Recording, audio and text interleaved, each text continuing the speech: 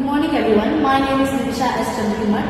I am from grade 8 inventor studying in Litera Zee school, Kalaburagi. Today I will be narrating a story on the topic of whispers of the fir tree in the chapter The Case of the Fifth Word, inspired by a detective, case on a detective.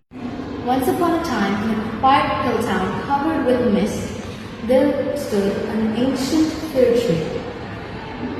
People said that it whispered secrets to those who listened to it carefully. One day, a curious girl named Meera walked by it after school. But then she thought she heard some words coming from it. Find the fifth word. She turned back, shocked, and said, "The fifth word? Of what?" But by the time she looked back, the tree was swaying gently, as if it had never spoken at all, and as if it was smiling at the wind. Later that night, Meera couldn't stop thinking about the interaction that she had with the tree. So, the next morning, as soon as she woke up, she took a notebook and pen and went back to where she had found the fir tree. Over there, she searched for clues and found a wooden plate at the bottom of the tree, which had a sentence carved on it. Hope grows when hearts are kind. Meera counted the words of the sentence, and there were 6. So the fifth words are, she exclaimed.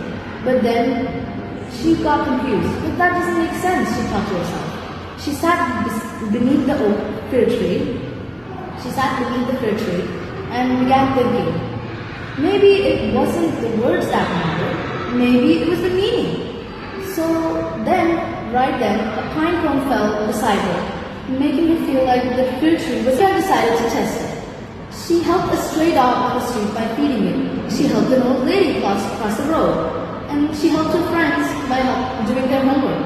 And she also smiled at every person she saw.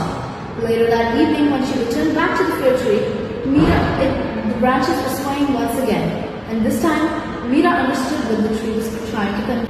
The secret of the fifth word was not hidden inside a sentence. It was hidden inside her heart.